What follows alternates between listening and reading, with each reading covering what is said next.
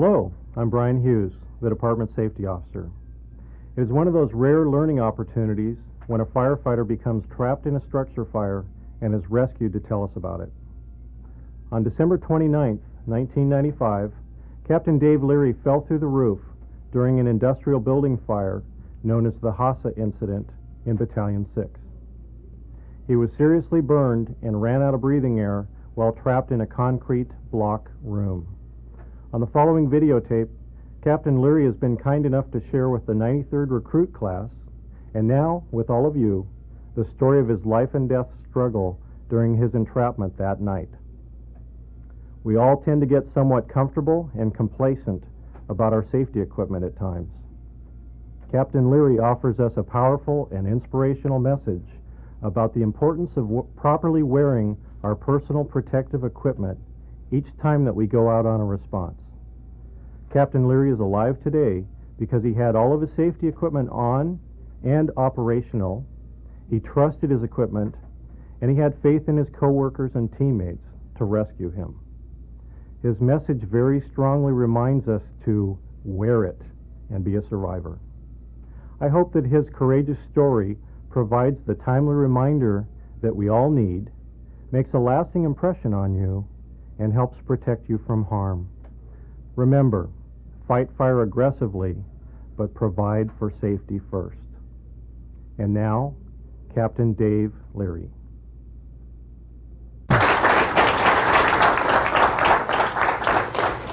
Well, first of all, welcome to the county. All right, about 10 years ago, like Brian said, I sat exactly where you're sitting. I sat right there where you're sitting. All right. A lot of guys come in and out. A lot of people speaking to you. Hey, sign up for this, money, money here, money there, blah, blah, blah, yakety schmackety over your head, right? All right? You can see me walking around up here, going back and forth, moving my hands, all right? I'm not doing this because I'm nervous, though I'm a little nervous. If I don't keep moving my hands, in about a half hour they freeze up and I won't be able to move them again for another hour, all right? So I'm always squeezing my hands. The reason you see me walking back and forth is because my legs, if I stand up, are always itching. It doesn't go away, all right? I had a minor surgery Tuesday to try and help relieve some of that problem, and it's still there, but you know, we're coming along better and better every day, all right? And so I'm a little nervous coming down here today, but you know, I've talked in front of crowds before, in front of people. I've done USAR training up here for the truck companies, the whole bit. And I thought, well, on the way down, I thought, why am I nervous? I'm just talking to a bunch of recruits, and we're going to, you know, discuss this like grown adults. And I thought about it, and said, well, it's not really I'm nervous, I'm afraid. I'm afraid that I'm going to come up here and talk to y'all, and you're not going to listen. And if you don't listen to me and don't hear what I'm telling you, you're going to end up disabled or dead, period. And I'm talking the little things, but the putting on the gloves, going in a brush fire, you slip and you fall and you put your hand down in a smoldering pineapple. You're gone. Your hand's worthless, you're off the job. They can do a good job, I'll tell you that. They can do a great job putting you back together. They really can. But without the glove, you're going to lose your fingers. You're not just going to, you know, have reconstructive surgery. No, you're going to lose them, period. All right? And that's what I'm talking about, the safety equipment. How many of you here are married? Show of hands. Keep your hands up, okay? How many of you have children? If you're not married, how many have children? Okay? How many of you have a loved one, a girlfriend, whatever, okay? Parents, all right? I want you guys to do me a favor. Everyone in here, take your hand, I want you to close your eyes and put your hand over your eyes. Close them tight, all right? You guys with children, I want you to picture your children. Your wives. I want you to picture your parents, your friends. When you go through the roof of a building and you fall 17 feet like I did, and you land in pitch blackness, which is what you see now, all you see is your children, your friends, your parents, your wives. That's it. You think about, how am I going to get out? How am I going to find my way out? Oh God, I'm dying. All you see is your kids, your friends, your wives, your parents. That's it. For you people with kids, I'll guarantee you, all you'll think of is your kids and your wives. That's all. All right, you can take your hands off. I'll give you a little background on the incident. Like Captain Hughes said, and like I just mentioned, I was on a roof for the second time during this fire. We were up there once already. One of the reasons I survived was that when I came off the roof to have a little huddle with the incident commander, I told my engineer to change my bottle. I had already used some of it, though not much, because we only went across once. We came right off to change equipment, to go to another means to fight this fire. And I just thought, well, let's start fresh again. Turned to my engineer, change my bottle for me, please, while I'm over there talking. He changes my bottle. We finish our conversation, put my bottle back on, up we go again. The bottom of the ladder, just like we did the first time up, had a little safety meeting. I made sure everybody had their gear on, and we proceeded up the ladder. Long story short, everything on and in place. Pass, believe it or not, on, all right? A lot of guys wear the pass. It's not a badge. It's not something that is an inanimate object. I mean, it works. It will save your life, all right? Put the pass on, okay? We had it on. We go up, we do our thing. Lo and behold, I go through the roof. Like I said, I fell 17 feet into pitch blackness. And I'm not talking, I mean, blacker than you could ever imagine, all right? I hit the ground, and I'm standing straight up with my hands up like this. Last thing I remember is reaching for the roof as I'm going down and watching my hands drag over the top and watching embers and fire roll in after me. All right? I'm standing there, I look down, I see some glowing around my legs. I thought, this is not good, all right? I jump off on the ground, my mask comes ajar. I'm frantically trying to straighten my mask out. I reach in and pull my strap again. It tightens up. At that time, I'm thinking, well, I can't see. I got to find a way out of here. I reach for my flashlight, which is in my pocket, try and get it out. Guess what? My hands don't work. My hands are burned so bad in a matter of seconds that I can't use them. Fine motor function is gone. I can't even put my fingers together. It's like if you go snow skiing or whatever, and your hands get so cold you can't unbutton anything. Same thing. My hands are so burned now, with gloves on, I can't do anything. Anything except for crawl and try and find a way out. So now I'm trying to control my breathing because terror, the sheer terror has set in. And until you live and see what I went through and feel the terror, you will never know. You can't even imagine the sheer terror. Absolute horrified. I'm crawling, I'm trying to find a way out. I'm doing the old sweeping the wall with my left hand, trying to find a doorknob, crawling. And as I'm crawling, and I'm not going slow, I am moving here. I'm trying to get out as fast as I can. And I'm going up and down the wall, and I'm moving. I feel my hand slapping what I think is water. I think, wow, is the sprinkler system on? I hear this, I feel this squishing, the water, you know, what is this? And I'm trying to figure out, I put my left hand down, thinking, well, where's this water coming from? You know, and all I hear is the crackling of the fire. My knees are burning, my legs are burning, my top of my legs are burning, everything's burning. And I'm scraping this water, and I'm crawling. And it wasn't until I lay in the hospital, I found out later that water wasn't the sprinkler system. The water was the interstitial tissue in my hands from being blistered up and popping and filling my gloves with water, with liquid. That's what the splashing was, nothing else. So I crawl around this building. I'm crawling. I'm trying to figure out, I'm running into things. You can't see. I'm bumping into what I think are pipes. You know, what are all these pipes? I'm grabbing stuff, throwing it, crawling, moving stuff out of the way, frantically trying to get out of here. And I kept hitting these pipes. What are these pipes? You know, I'm crawling. One time I stand up and I think, well, I gotta get out somehow. I did a complete circle of this building. One big complete circle. I'm back to where I started because I'm underneath the fire, underneath the hole. I hear a hose line come by. And it hits me in the back. I think, well, I know I went that way when I came in, and now the hose line's hit me from here. I'm back where I started. I'm back where I started. And the hose line hits me again. I thought, well, water is a little cooler than what I'm going through right now. So I kind of stayed in that one spot, trying to get my wits together. And in that one spot, I stood up, and I backed up against the wall. If it's drywall, I'll knock my bottle, make a hole, and I'll get out here somehow, you know, some way out of this building. And I banged and banged. No getting out. No. Look for a doorknob. No doorknob. Moving these pipes out of the way, trying to get out of there. There's no way out. Trying hard. All of a sudden, my bell goes off. And I'm breathing so fast. Even prior to this, I try to calm myself down to relax and take, you know, monitor your breathing. It's pretty hard to do when you're burning. It's pretty hard to do when all you're thinking about is your wife and your kids. Pretty hard. But I'm trying. And then the bell is going off now. And now my mask starts to suck to your face. And literally I'm breathing just how it was. Sips. Just trying to survive. At that point, I knew they were looking for me. I don't know how long I'd been in there.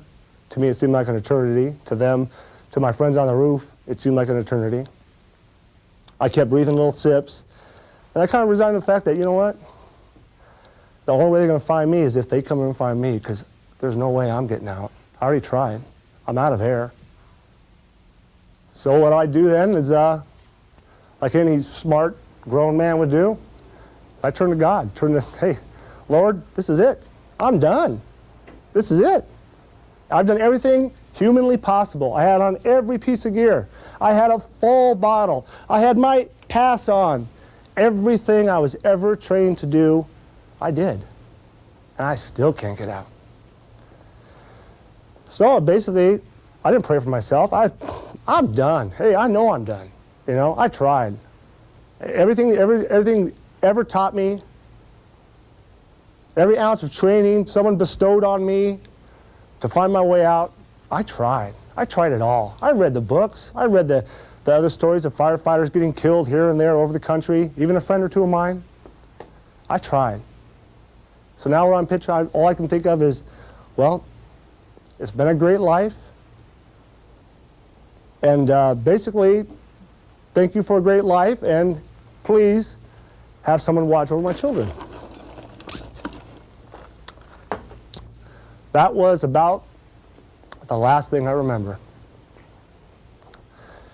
Next thing I know is I am in the brightest lights you could possibly ever imagine.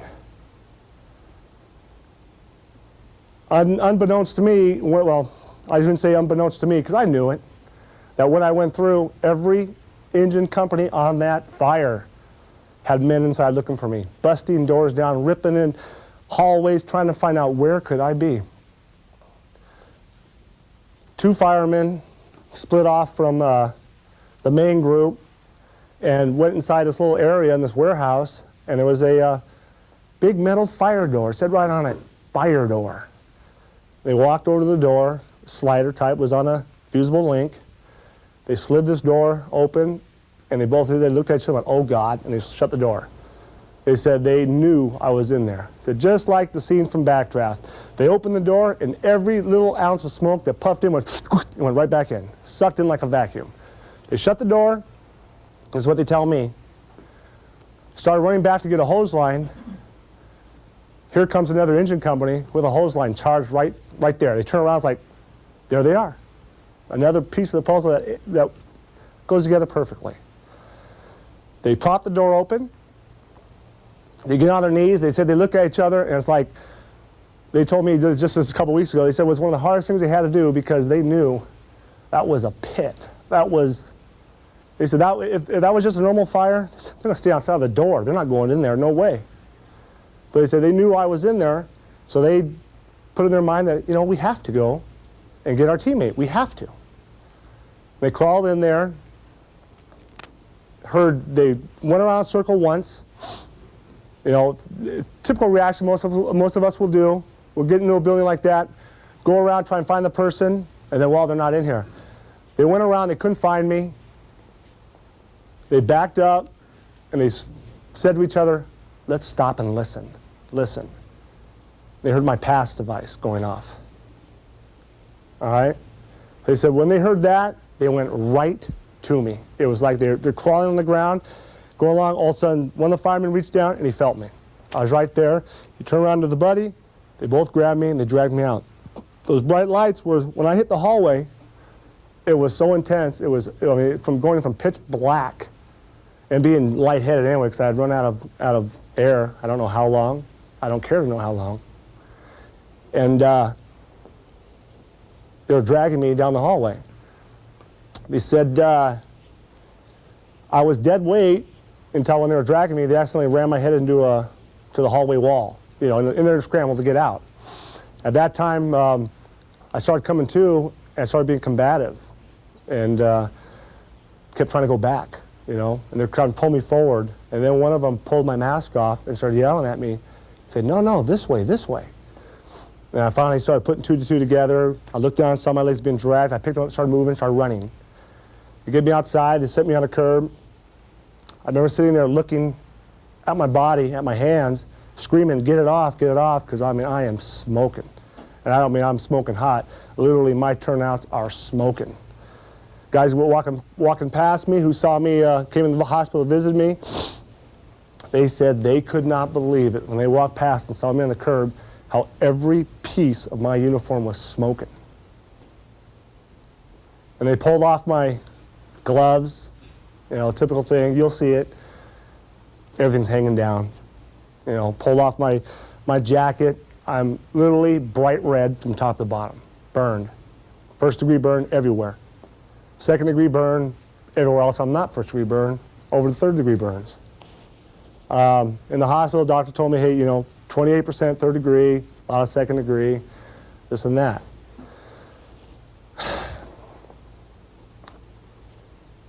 Things that are going to save your lives, fellas, are these.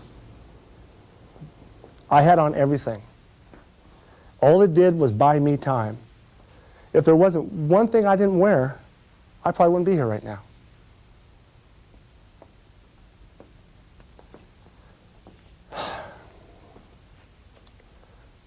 When Brian asked me to come down and talk, I was a little hesitant, you know, but I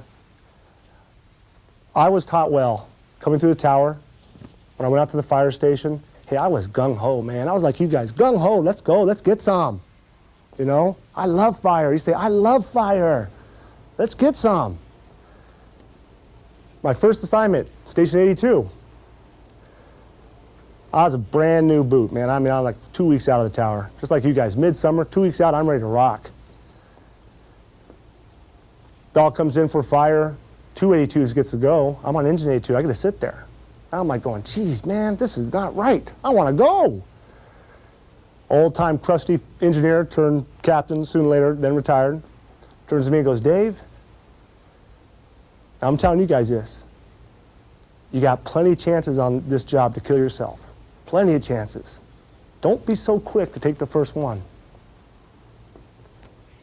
So when you're on that fire engine, what I'm saying is, don't be so quick that you're going to forget to put this on. Don't be so quick you're going to forget to turn this on. Don't be so quick you're going to forget to put these on. Don't be so quick. Think about it. Do you keep moving my hands? This is not fun. And this is great. This is great. There was a time when I was laying in bed with dressings on, screaming, get these things off me. I want to bend my fingers. So this is great. This is perfect. All right, so how did I survive? I survived because the department furnished me with safety equipment. They told me to wear it. They preached at me to wear it. They put it in my head to wear it. I was very fortunate in going to the places that I went to, work, you know, after I was assigned out of here. Every step along the way, I've been very fortunate that I had captains that said, wear it. I went to Station 8 and Battalion 1, where they hammered it into your head, even on drills, all day long. Wear it, wear it, wear it. Oh yeah, we're going to drill today. 100 degrees outside. Oh yeah, put your hood on. You bet you got to put your mask on. Hey, we'll fill them up when we get back. Wear it. So in my thinking, It was no big deal to wear it. It was second nature. I'm at the bottom of the ladder telling my guys to wear it. Some guys who haven't worked where I've worked kind of looked at me like, what? We're going to investigate an air conditioner. Put the mask on? Yeah, put the mask on. You never know. Guess what? The same people who said that were literally rocked, shocked, when they saw me go through the roof and fire shoot out 5 seconds afterwards. They said, what if? What if you didn't tell me to wear it? What if you didn't wear it? Well, I'll tell you what if I didn't wear it. If I didn't wear this, I wouldn't be here. I'll tell you right now, I'd be dead. No doubt. You think I had time to put this on when I hit the ground? Hell, I didn't have time to get my flashlight out. My hands didn't work. If I wouldn't have worn the gloves, you'll see this common mistake, people not wearing their gloves. I got to the hospital, first thing I asked the doctor was, am I going to lose my fingers? Especially on the left hand. You know what they look like? You know the old commercial, ballpark franks, they plump when you cook them? These babies plump when you cook them. They were literally swelled up, the fingertips blown apart like a hot dog gets when it gets overcooked. Plump when you cook them.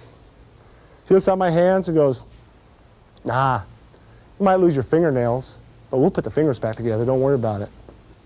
They did, and they did a good job too. A lot of pain went into it. A lot of skin off my chest, off my legs went into it, but they did a good job. Damn good job. Another reason I'm here today is because something they've preached to you in here over and over and over. Teamwork. Teamwork. You're not lone rangers out there, all right? And when I say teamwork, I don't mean teamwork. Yeah, I went through the roof, and they came in and pulled me out. That was great teamwork. That was. Every engine company, like I said, at that fire, the ones that were staged, there was an engine company staged who were across the street. And one of the firemen told me he was staged there, and he thought, what are we doing here? Staged at an air conditioning fire? And he's watching 3 bodies walk across and sees one disappear, and fire shoot out the hole. And holy smokes. They come flying into the fire, they're one of the second search teams in there. If they'd been turned around down the street and this thing wasn't made a big deal, I may not be here right now.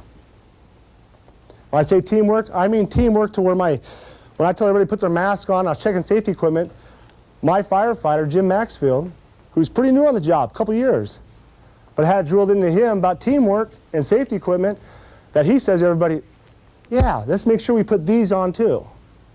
So everybody's going click, click, click, and everybody's turning them on. Teamwork. Teamwork where if your buddy's not wearing a glove, you turn around and say, hey, put your glove on. When you guys are going to fight fire, you're going to do that. You're going to fight.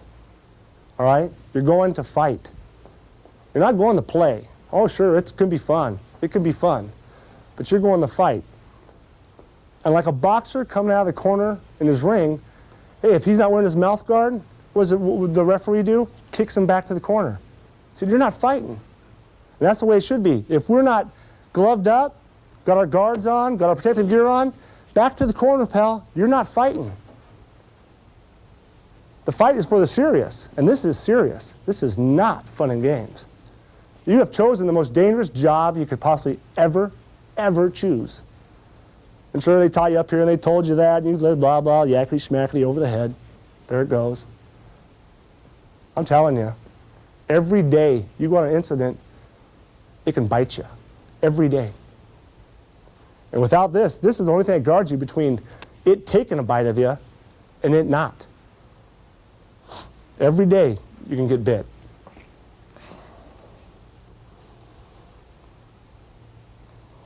I talked about the gloves. You know, if I didn't wear these, no fingers, disabled, done. Done. I was so scared that I was done anyway, that when I got to the hospital about my left hand, I thought it's over. In this job, you need your hands like you need to play a piano. You lose it, you're gone. Go home. You know, nice knowing you, thank you, but go home, you're done. Without the hood, both of these, the gloves and the hood, a week old. Literally a week old. I put them in the service a week before this fire. The hood, brand new. Brand new.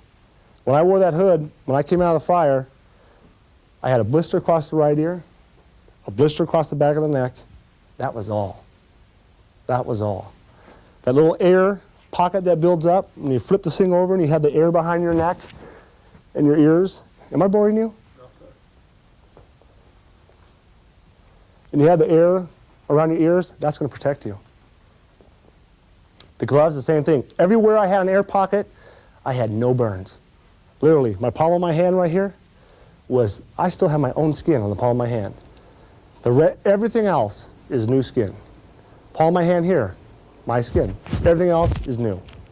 Okay? The mask, we talked about the mask, talked about changing the bottle. Get in this habit, fellas. All right? If you go into a fire and you're there for a little while, I walked across the roof and back. And I came off the roof. And I said, you know what, if I go up there, I'm thinking in my mind, if I go up there again and I need it, I'm going to need every bit of it. Change the bottle out. Okay? One of the best things this job ever did is when we went to fall turnouts on structure fires. All right? When I first got here, we had no pass devices. We did, you know, pants. Guys wear blue pants in the fight structure fires. At nighttime, we'd wear those because it's easier to put on. The daytime, man, we're in these. This fire happened at 7 o'clock in the evening. All right? The sun was still up. Remember I throwing those pipes out of the way? Getting these pipes out of my way? And I found out later, all those pipes I was grabbing were tables, table legs. This place was a packing room for separating chlorine, and they put them in packages, and that's where all the workers worked, on these tables, packaging this stuff up and getting it out. I kept crawling forward, grabbing these things and throwing them. What the heck is this? And every place they touched me left a sear mark, like a brand. Psst, psst, psst. Got to the hospital, doctor looked at my legs and said, what is this? You know, not only did I have my knees burned, the back of my legs burned, my thighs burned, I had all these crisscross marks all over my legs. And my elbows, my hands, you know, where I was sweeping them. I don't know. Found out later, that's what it was. It was table legs. Without gloves. How would that have been? Grab a nice table leg, freeze your hand to it, burn it right off. Oh, that would have been great.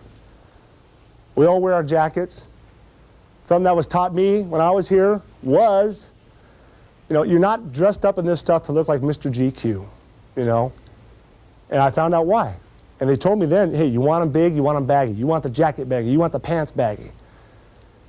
Every place the pants touched me, where it was tight across my skin, I got burned. All right? Every place that had an air pocket, you know, the groin, nice air pocket. You know, nice big in the back, big air pockets down, but where it draped across the back of my leg right here, fried. Draped here, fried. Where I was crawling on my knees, trying to get out, fried. Right here on my leg, probably because when I was crawling, I was searching with this left hand and I was really scurrying, probably hit a lot right there, laid across my skin, fried that too. Upper body, my jacket's pretty large. Pretty large. Only place I really got burned was from here up.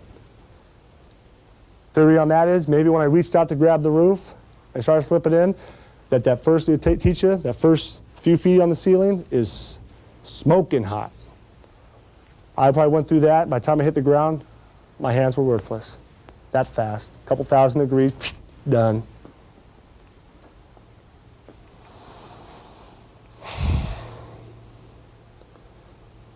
Like I said, if any item that's on this table wasn't worn by me, I wouldn't be here. Wouldn't be here. My kids would have no dad. You don't wear it, you guys with families, your kids will have no dad.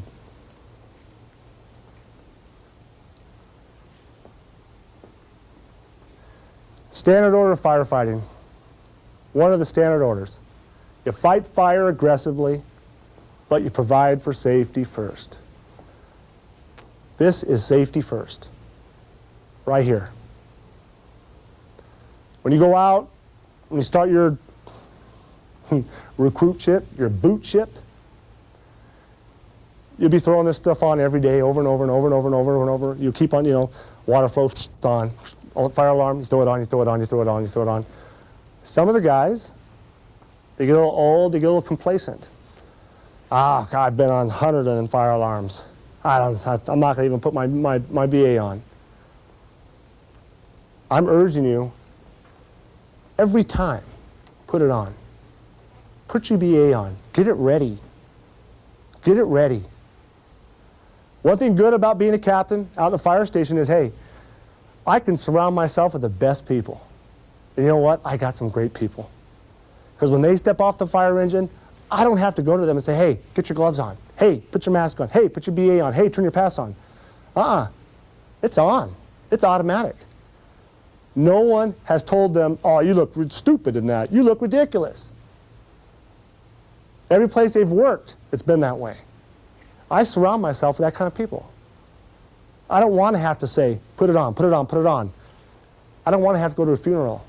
I don't want to have to talk to their wife and make a trip over to their house and tell them, well, you know, he died. He went through a roof and he wasn't wearing his mask and he'd suffocated and died.